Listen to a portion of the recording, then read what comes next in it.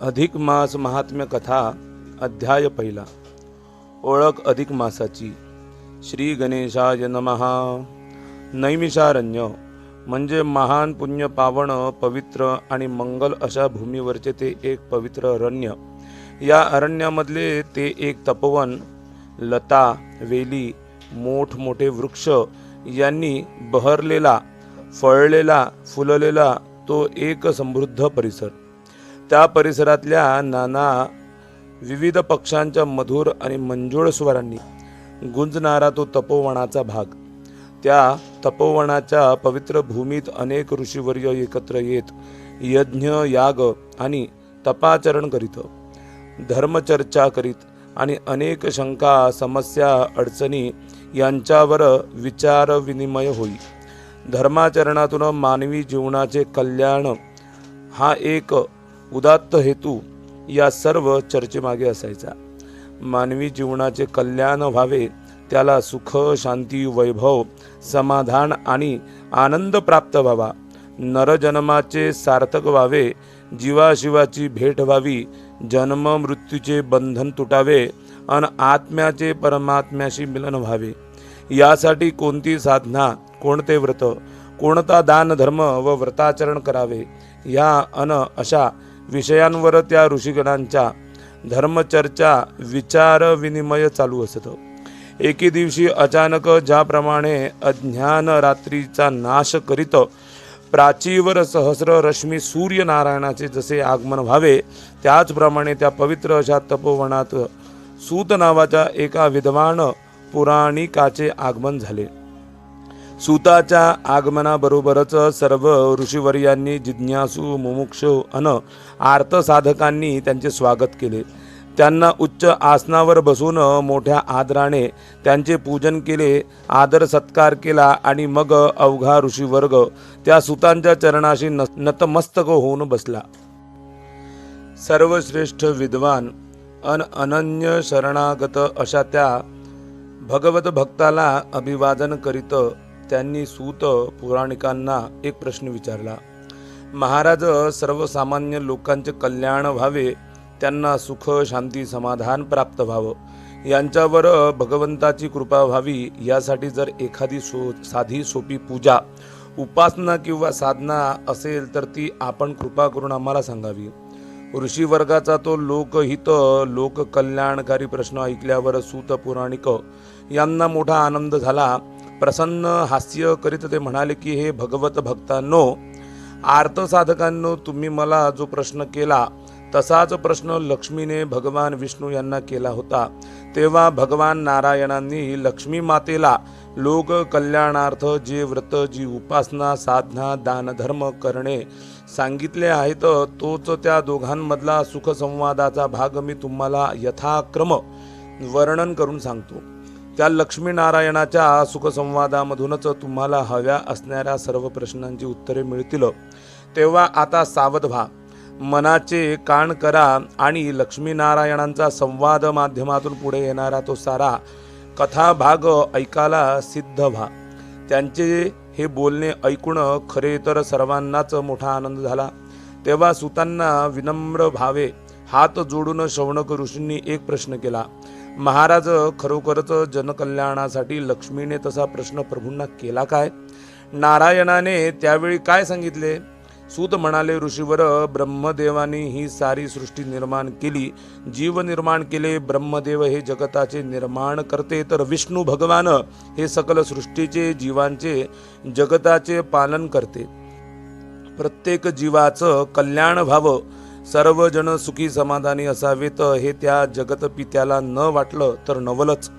त्या अतीव वात्सल्य भावनेमधूनच लक्ष्मीने एकदा विष्णू भगवंतांना प्रश्न केला की स्वामी, माणसाला सुख शांती वैभव समाधान प्राप्त होण्यासाठी आणि त्याचा उद्धार होण्यासाठी त्यांनी काय करावं? कोणतं व्रत, कोणती उपासना, कोणती साधना करावी, ते आपण मला सांगा. तेव्हा लक्ष्मीचा तो प्रश्न ऐकून भगवान अतिशय प्रसन्न झाले आणि म्हणाले, देवी, खरं तर बहुभाग्याने जीवाला हा मनुष्य देह प्राप्त होतो. त्या नरदेहाच्या सहाय्याने खरं तर त्यांनी नारायण जोडायचा असतो. पण जीव हा भोगलालसा, असूया, अहंकार यांच्यामुळे दुःखी, कष्टी व असमाधानी होतो. शाश्वत ईश्वर प्राप्तीच्या सुखापासून वंचित होतो. प्रपंचात अडकतो आणि परमार्थ पासून दुरावतो. मी, माझं आणि मलाच या भावनांनी तो इतका संकुचित होतो की दान, धर्म, पुण्य संचय, तीर्थयात्रा, धर्मकृत, धर्माचरण इत्यादी गोष्टी करत नाही. इतकंच काय, पण साध्या माणुसकी धर्माचाही सुद्धा त्याला विसर पडतो. हे सर्व होऊ नये. सन्मार्गावरून वाईट मार्गाला माणूस जाऊ नये. पापाचरण आणि अधर्माचरण होऊ नये यासाठीच शास्त्रकारांनी काही नियम घालून दिले आहेत. काही व्रतवैकल्य, उपास आणि उपासना, दान, धर्म, स्नान व तीर्थयात्रा यांची योजना केलेली आहे. त्या सर्व गोष्टी नीट जाणून घेऊन जर मनुष्य प्राणी त्यांचं आचरण करेल तर तो नक्कीच सुखी होईल. शास्त्रकारांनी जी नित्य नैमित्तिक व्रतवैकल्य, उपास आणि साधना सांगितल्या आहेत त्या सर्वात दर 3 वर्षांनी येणाऱ्या मलमासातील म्हणजेच अधिक मासातील स्नान, दान, दीपपूजन, गोमाता पूजन, नामस्मरण इत्यादी गोष्टींना मोठे विशेष महत्त्व आहे. या मलमासातील किंवा अधिक महिन्यातील व्रतपूजनाचे फल हे अधिकस्य अधिकम फलम या न्यायानं प्रत्येकाच्या पदरात नक्कीच पडतं. फक्त ते व्रत, ती पूजा, उपासना, उपास, स्नानादिक कर्म करायला हवेत. म्हणजे त्या मलमासातील आचर धर्माच्या पालनाने मानवाचे कल्याण होईल. तो सुख, शांती, वैभव आणि समाधानाचाही अधिकारी होईल. भगवंताचे ते अभिवचन ऐकून लक्ष्मी त्यांना म्हणाली, स्वामी, हा मलमास म्हणजे काय, तो कसा, का आणि केव्हा येतो, त्या महिन्यात कोणत्या आचार धर्माचे पालन करायचं, त्याचं फलित काय, हा सर्व भाग मला नीट समजावून सांगाल का? तेव्हा भगवान विष्णू म्हणाले, ठीक आहे, तुझ्या मनातील जिज्ञासेचे मी निराकरण करतो आणि तुला सर्व काही स्पष्ट करून सांगतो. ऐक. पृथ्वीवरील कालगणना ही सूर्य आणि चंद्र यांच्या गतीवरून केली जाते. सूर्य गतीवरून केल्या जाणाऱ्या कालगणना सौर्यवर्ष, तर चंद्राच्या गतीवरून केल्या जाणाऱ्या कालगणनेला चांद्रवर्ष असे म्हणतात. या दोन्ही कालगणनामध्ये दरवर्षी 10-11 दिवसांचा फरक पडतो. आता हा प्रत्येक वर्षी पडणारा 10-11 दिवसांचा फरक भरून काढण्यासाठी शास्त्रकारांनी दर 3 वर्षांनी एका जास्त मासाची योजना केली आहे. यालाच अधिक मास असे म्हणतात. सूर्य हा प्रत्येक महिन्यात प्रत्येक राशीत म्हणजे 12 महिन्यात 12 राशीतून संक्रमण करीत असतो. सूर्याप्रमाणे चंद्र सुद्धा प्रत्येक महिन्यात 27 नक्षत्रे भोगत असतो. मात्र चंद्र सूर्याच्या कालगणनेतील हा 10 दिवसांचा 11 दिवसांचा दरवर्षी होणारा फरक भरून काढण्यासाठी अधिक मास येतो. त्यात मात्र सूर्य संक्रमण होत नाही. सूर्य संक्रांत नसलेल्या त्या चांद्रमासात म्हणजेच अधिक मासात वातावरण ही गढूळ, मलिन असतं. या त्याच्या मालिनतेवरूनच याला मलमास असे म्हटलेले आहे.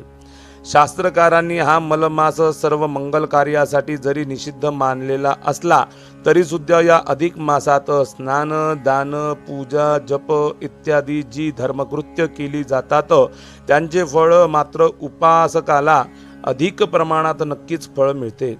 अधिक महिन्यात केलेल्या तीर्थयात्रा, पवित्र क्षेत्रातील पुण्यपावन नद्यांची स्नान, केलेली विविध दान, जप आणि पूजन यांचे फल अधिक. कारण या मलमासाचा प्रत्यक्ष श्रीकृष्णाने म्हणजे मी स्वीकार केलेला आहे आणि त्या मासाला पुरुषोत्तम मास हे नावही बहाल केले आहे. तसेच या अधिक महिन्यात यथार्थ पुरुषोत्तम मासात केलेल्या धर्माचरणाला अधिक फलप्राप्तीचे वरदानही दिले आहे. त्यामुळेच या अधिक मासाचे महत्त्व आणि महात्म्य हे फार थोर आहे. स्वामी, या मलमासाला पुरुषोत्तम मास हे नाव का व कसं पडलं, त्याचा कोणी स्वीकार केला, त्या मासाला महत्त्व कशामुळे प्राप्त झाले, हे सारं जाणून घ्यायला मी अतिशय उत्सुक आहे. प्रभू, आपण कृपावंत होऊन मला तो सर्व भाग निवेदन करावा, अशी लक्ष्मी म्हणाली. देवी, या मलमासात लग्न कार्याधिक मंगल कार्य केली जात नाही. सर्व लोकांनी ह्या मलमासाला त्याज्य आणि निषिद्ध मानलं. त्यामुळे तो मलमास मोठा दुःखी, कष्टी आणि व्यथित झाला. तो मला शरण आला. मी त्याला घेऊन श्रीकृष्णाकडे गेलो. मलमासाने आपली जन्मकथा आणि व्यथा श्रीकृष्णाला सांगितली. तेव्हा त्या दयावंत भगवान पुरुषोत्तमाने त्या मलमासाचा स्वीकार केला आणि त्याला आपलं नाव म्हणजे पुरुषोत्तम मास असे नाव दिले.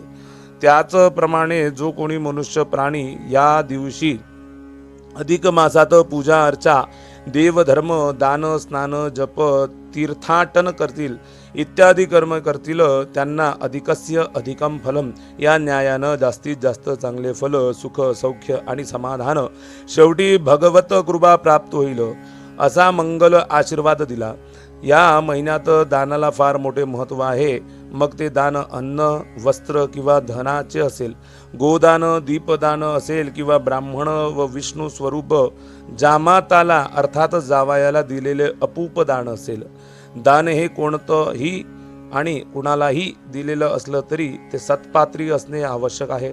सत्पात्र ब्राह्मणाला दिलेले दान हे प्रत्यक्ष भगवंताच्या चरणी अर्पण केल्याचं पुण्य लाभतं. अशा दान धर्मानं भगवंत संतुष्ट होतो हे तर तू जाणतेस. या अधिक महिन्यात सदाचारी, निष्ठामान, परोपकारी आणि पुण्यपावन असे साधू, संत, सत्पुरुष, गुरु, ब्राह्मण, पतिव्रता इत्यादींना बोलावून त्यांचं पूजन करावं. त्यांना आवश्यक अशा वस्तू, वस्त्र आणि मिष्टान्न भोजन द्यावे. दान दक्षिणा देऊन त्यांना संतुष्ट करावं आणि त्यांचे मंगल आशीर्वाद घ्यावे. अशाने घरात धनधान्याची समृद्धी येते, सुख, शांती, समाधान आणि आनंद लाभतो. या ब्राह्मण किंवा श्रेष्ठांच्या पूजना इतकेच या महिन्यातील गोपूजेचे आणि गोदानाचेही फार मोठे महत्त्व आहे. अध्याय पहिला समाप्त. श्री कृष्णार्पणमस्तु.